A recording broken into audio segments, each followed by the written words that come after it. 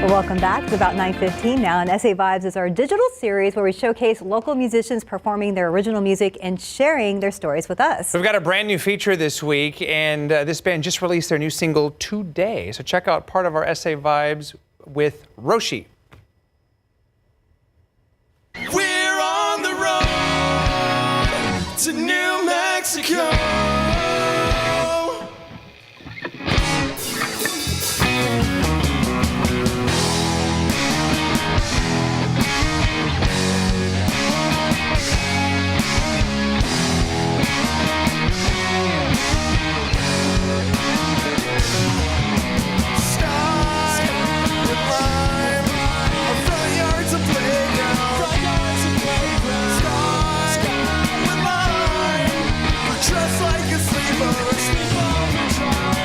I wanted to write like a different style of music, and the current band I was in back then didn't really want to do that. So thankfully Edgar joined in because I needed a drummer, and then JJ was a really good singer and guitarist. We made him play guitar, and then recently, as of 2 years ago, we had these guys join up, and they've been doing really good helping us out with all the new music. I think some of the primary influences like Minus the Bear, Tiny Moving Parts, Hot Mulligan. Me and Edgar are really into like J-Rock and like anything anime sounding. And Jason? I was actually in a death metal band before. It's funny where it'll take you. You start off in death metal in San Antonio in 2012 and you end up in a math rock band or indie. There's no other way. Or dream pop, that's what it is, and shoegaze. I think when people think about San Antonio, they think about like Tejano and country. And there is everything here if you look for it.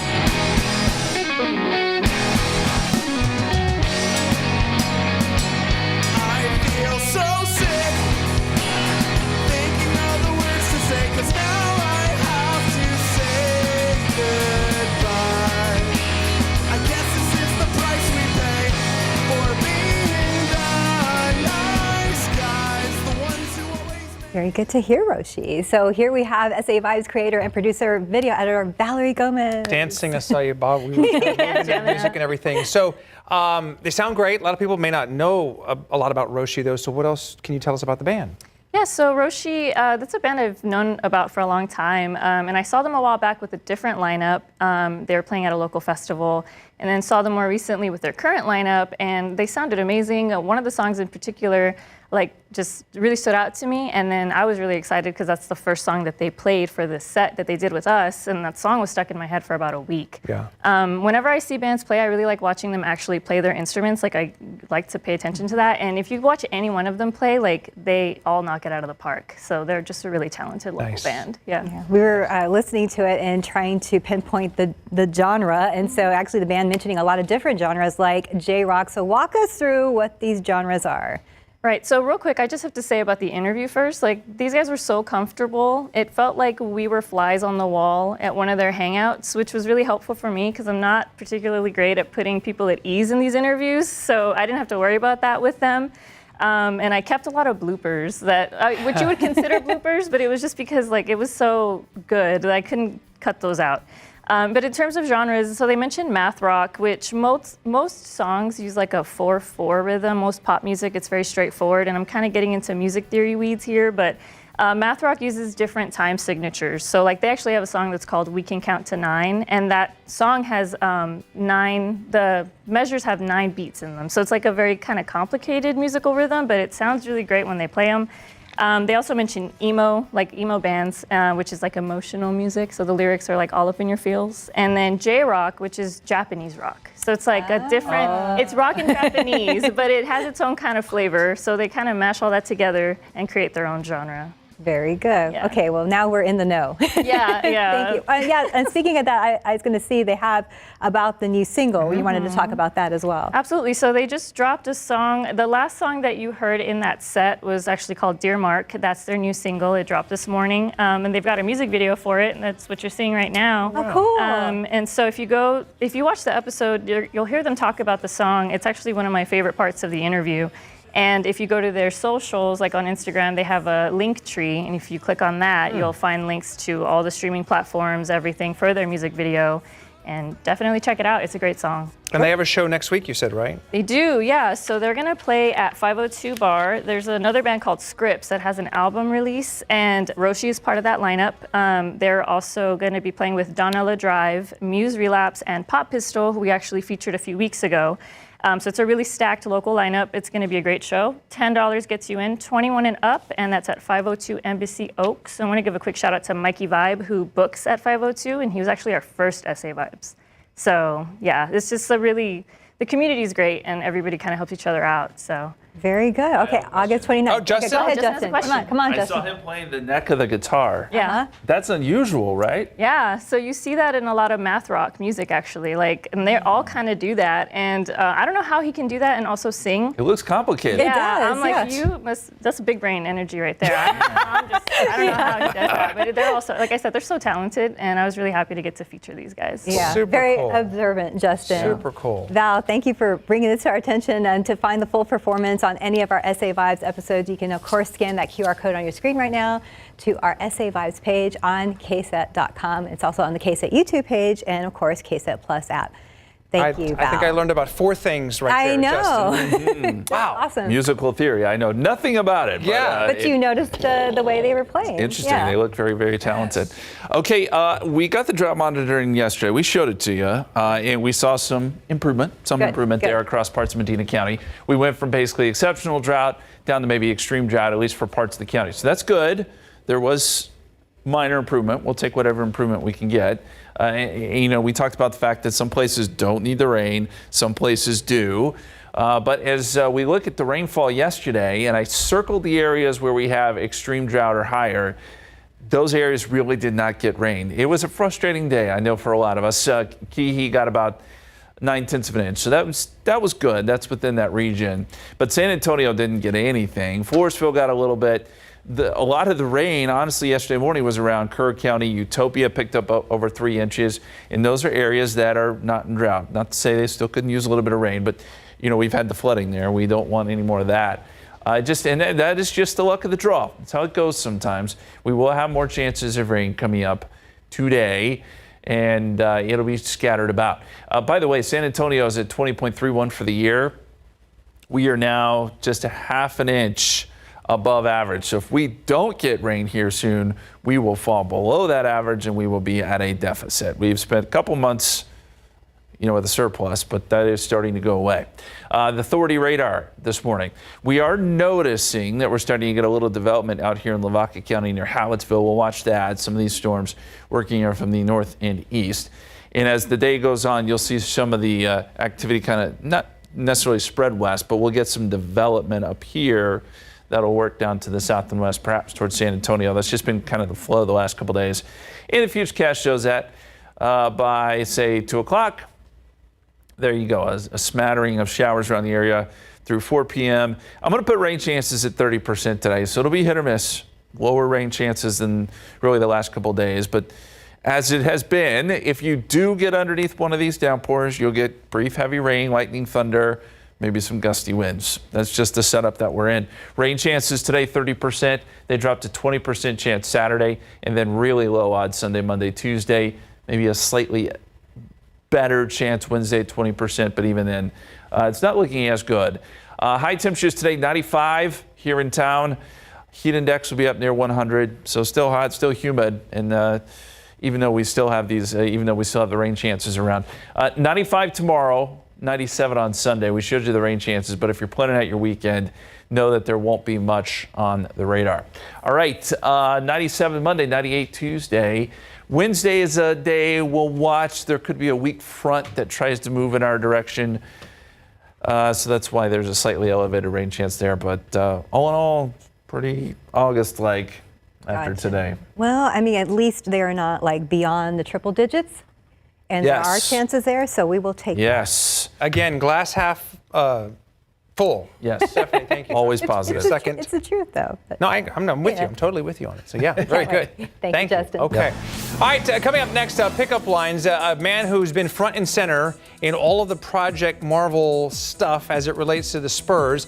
He says he's an attorney. I mean, he is the Spurs attorney, but he's not the smartest attorney in his own family, according to himself. We'll hear from Bobby Perez coming up on Pickup Lines. Hi, welcome back. Happy Friday. It is 9:28, and this week on Pickup Lines, I'm actually sitting down with the San Antonio Spurs Chief Legal Officer and General Counsel. Bobby Perez has been front and center for the team for all things Project Marvel related. He grew up wanting to be quarterback for the Dallas Cowboys, but ended up working in the NBA instead. The Jefferson grad has been in the news a lot lately with all the talk about Project Marvel, and again has led the negotiations on behalf of the Spurs with the city and the county.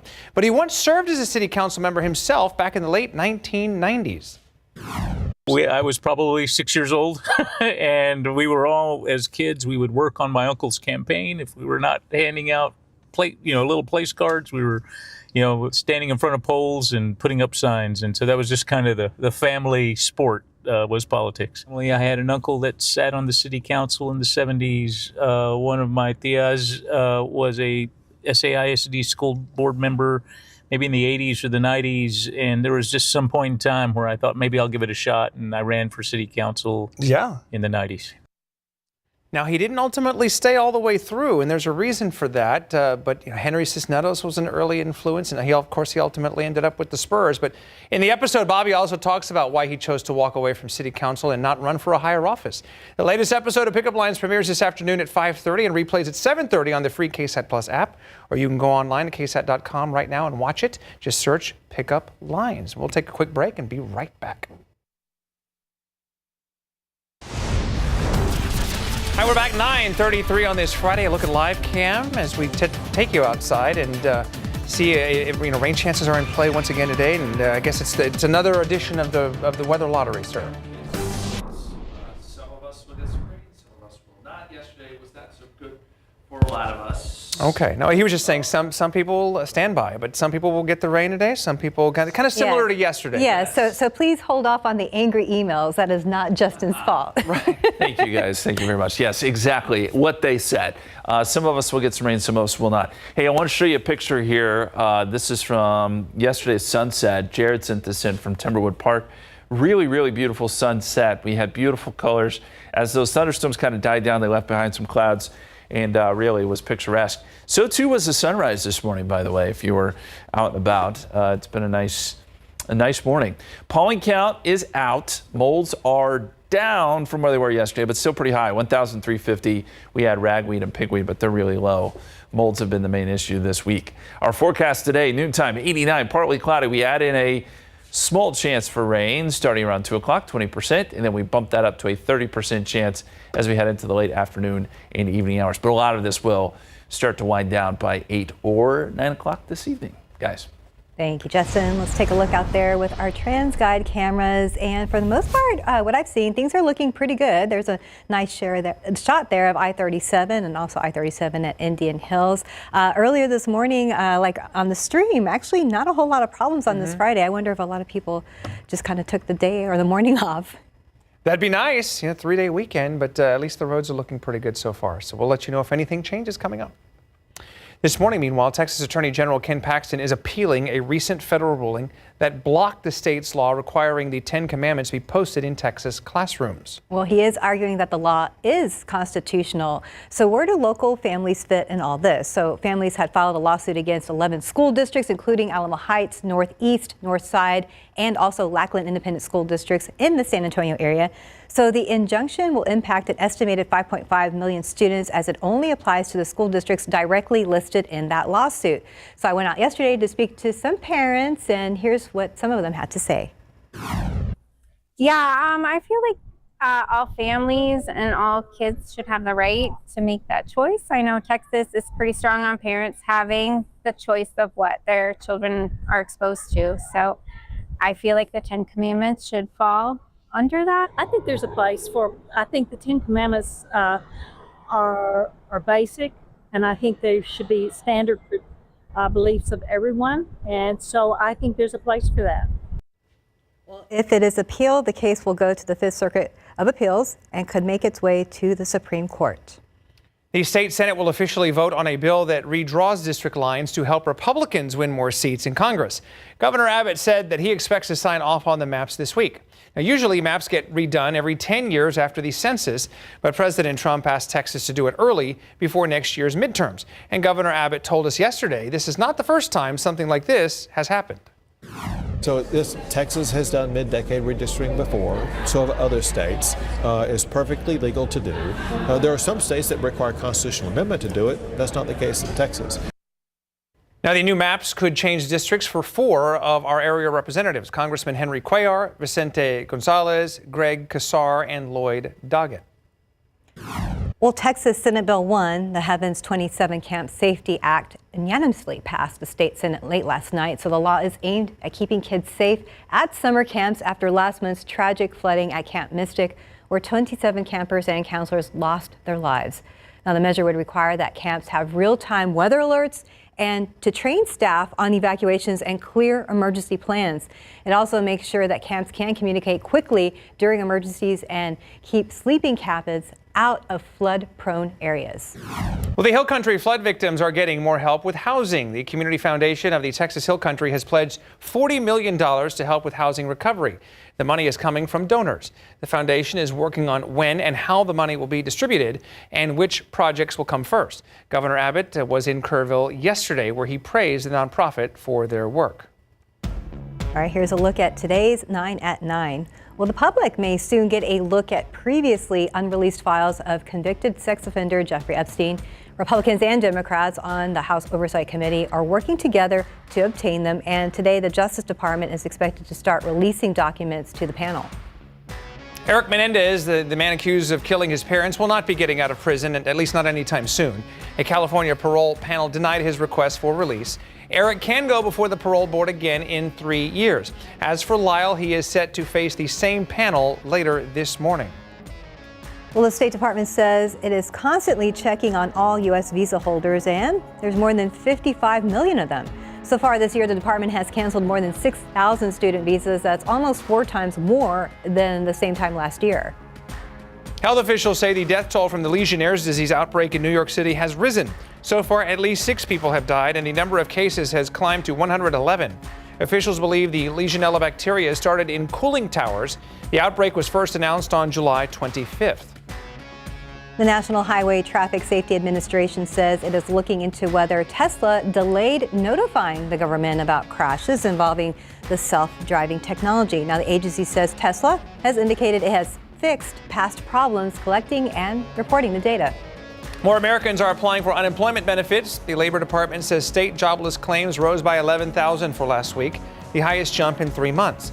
But another economic indicator, the U.S. Composite PMI Output Index, showed an increase in private sector growth. Well, an additional cost for Apple Plus users, subscriptions will now cost $12.99 per month, an increase of about $3.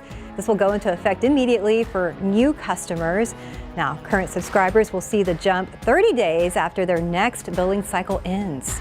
Chipotle has partnered with Zipline, a drone delivery provider. Customers will be able to place their order through the Zipline app, and then a drone will deliver it to your house. Right now, the delivery method is only available for a small number of customers in the Dallas area. Well, Netflix just launched a new astrology hub called Your Zodiac Watch List. They started offering shows and movies recommended based on your zodiac sign. So each collection matches the vibe of that sign. I don't know. I'm an Aries. Maybe I'm Pisces, so I'll have to go home and check to see what. They're going to think I'm combative and watching a bunch of fight shows. We'll find out. All right. Very good. 9:40 right now, 78 degrees. You are watching GMSA at 9. Well, after the break, we're going to go behind the kitchen door. What was found in some local restaurants and why one person walked out mid-meal. Welcome back. It is 9:44. So a customer walked out mid-meal after hearing what a health inspector found. And the violations range from unsanitary to inedible. Please take a break from your breakfast right now for just a couple of moments as Daniela Ibarra shows us what's behind the kitchen door.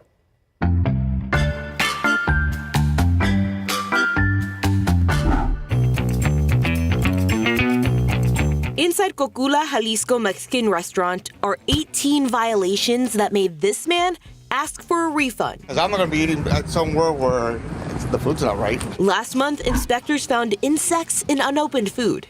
Employees got caught not washing their hands. Gloves also weren't being changed between handling raw food and ready-to-eat meals. I mean, I saw someone back here not using gloves. En los chips siempre usamos guantes. Inspectors also noticed someone getting food off a spatula by tapping it on a trash can. Do you think that's okay? ¿Tú crees que eso está bien? No, pues no. Oh, that's gross. Oh, okay. Have you eaten? Yeah, I'm eating right now. Oh. Would you eat in a place like this? So, la ni me he dado cuenta.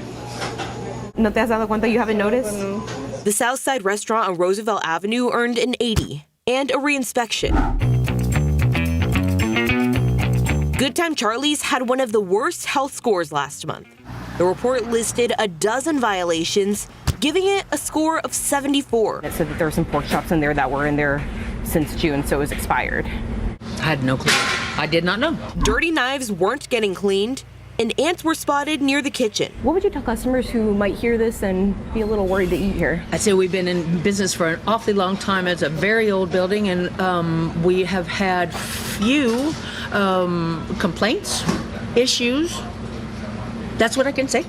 Everything is taken care of, I'm absolutely certain. That's what's behind the kitchen door. I'm Daniela Ibarra. Okay, thank you, Daniela. All right, on to the Friday Flamingos. Oh, I like that. Friday Flamingos. Thank you. And an unspecified bird there in the foreground. Yeah, one visitor today. It looks overcast in that shot there. Well, yeah, we are seeing a few clouds. I thought the flamingo was going after the bird.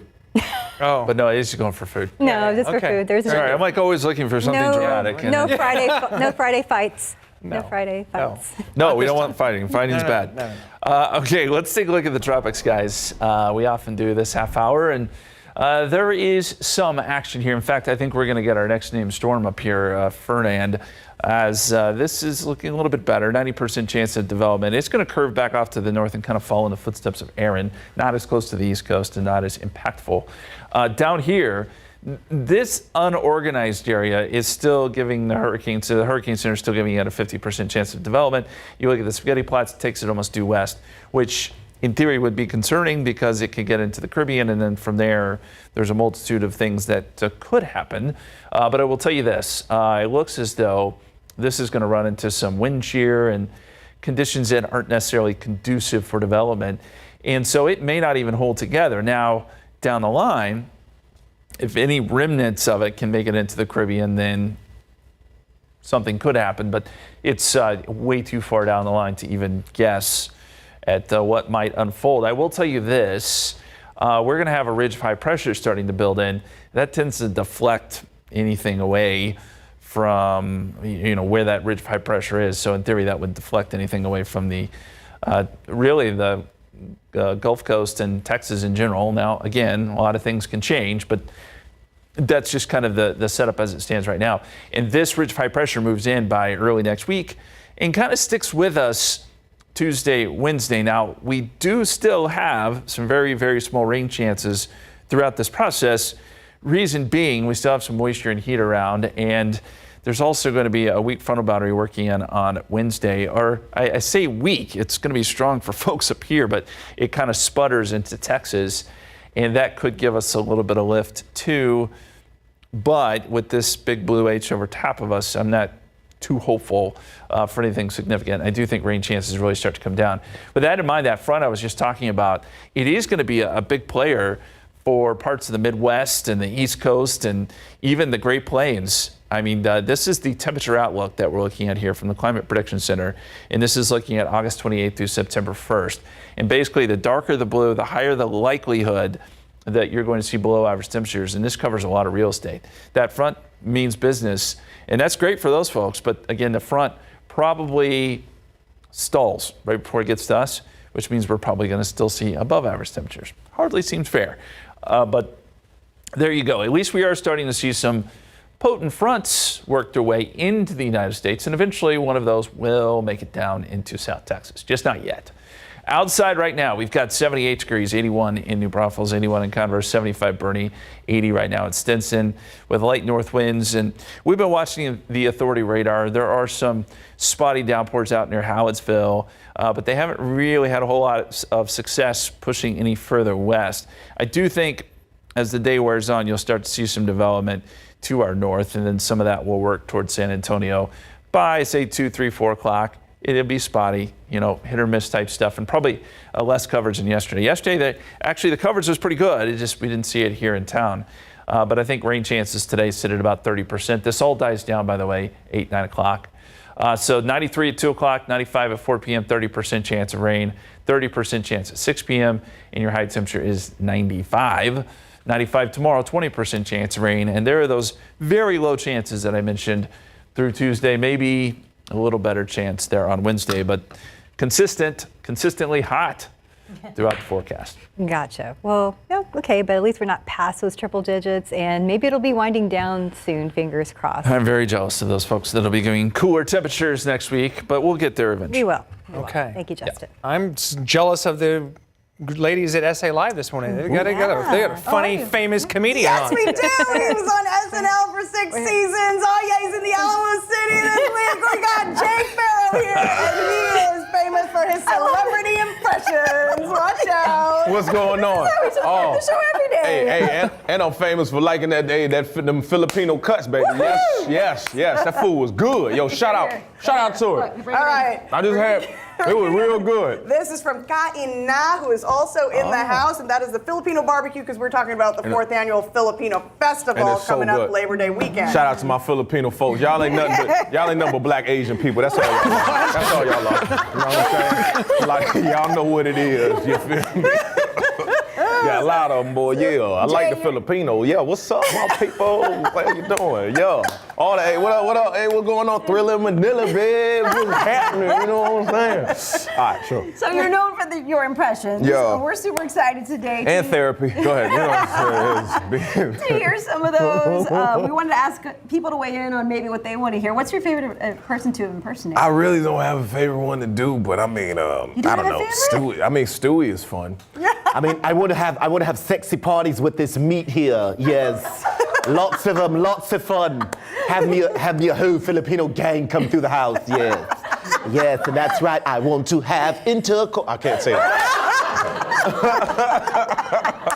That's a real fun one though, man. You know what? You know it's real fun to do though? Hey, I wouldn't even expect Donald Trump. This is absolutely some of the best meat I've ever tasted. It's an absolutely phenomenal meat. It's a great meat. This is absolutely grand. Look at the fingers. Look at the fingers. You gotta lick your fingers. You gotta lick them. You have to lick it. When you lick it and you stick it in your mouth, you absolutely know the pleasures of the Filipino barbecue. Come on, Anyway. Oh my gosh! Yeah. Wait till you see what he's got for us in the show in just a couple of minutes, okay? But so much more on the show as well. That's right. That's right, baby. All right, yeah. We'll talk about the Filipino Festival because this is a free event. It's happening next weekend. Maybe you'll stick around. I mean, I kind of got a schedule, but I would, Okay, we're gonna tell you how to score 70-cent lumpia. In fact, I don't even know if there's any left. 70-cent Angelica lumpia? did bring some separate. It's gone. And it's all gone. I think that plate is empty, Oh. right? We got Hawaiian it's donuts. gone. We got Hawaiian donuts too. Is there any purple yam? Y'all have any purple yam? Oh, they got purple yam. I told you I know my stuff, man. God damn. I used to work at Burlington. Shout out, yeah. You know what I'm saying? A lot of Filipino coworkers We had there, a lot right? of Filipino coworkers there. And we were family, man. It was just so fun. They watched me literally go from this kid who would do impressions over the loudspeaker and entertain people and lay away to the kid that was on SNL. And I'm still their baby. It's so dope. I love that. Like, we love you, Jay Pharoah. Coming up at the top of the show. Yo, look at that. All right, your nominations for the SA Picks 2025 contest are in. We asked you to choose San Antonio's top businesses, and you did not disappoint. No, so we received thousands of nominations across nearly 100 categories. So you could scan that QR code on your screen right now to see the finalists. And if you didn't get to submit your favorite business, you can still vote for a winner. So you have from now until September 20th to vote. You can vote for each category once a day, and we'll announce the winners in late September. And like we told you yesterday, the San Antonio Stock Show and Rodeo officially announced some of its 2026 headline performers, and you were spot on in your guess. I randomly guessed one, and we'll get to that in a minute, but here's the lineup so far. Ty Myers will perform on noon, which is Valentine's Day, Saturday, February 14th. Then on Monday, I guess I nailed this one on February 16th, Shenandoah. and 2 dozen roses. They'll be back at 7 o'clock next year. Miranda Lambert takes the stage at 7 p.m. on Wednesday, the 18th of February. You can also catch Shane Smith and the Saints at 7:30 p.m. on Saturday, February 28th. And the rodeo is going to kick off on February 12th at the Frostbank Center in Freeman Coliseum Fairgrounds. The tickets are on sale right now, and we have a link for that on our website at KSAT.com. And you have time to plan. This is around Valentine's Day, so... No excuses, guys and gals. Plenty of time to plan. Very good. Okay, outside, one more look at the roads. They've been looking pretty good. I don't think we have any reports of any major accidents out there. No reports of anything major, just the normal construction. Yeah. So a good Friday morning for traffic. All right, one last look at the forecast. We are dealing with the temperatures are going to be pretty warm today, mid-90s. There's a 30% chance of seeing a spotty shower or two, and then rain chances pretty much drop off next several days. Can't rule it out, a stray shower, but yesterday was kind of our peak when it came to coverage on the radar. Gotcha. And at least we got those clouds. We will take that to keep it a little clouds. Every little bit helps. Okay. Well, you got a little taste a little while ago. Jay Pharoah had us He's kind great. of. He's fantastic.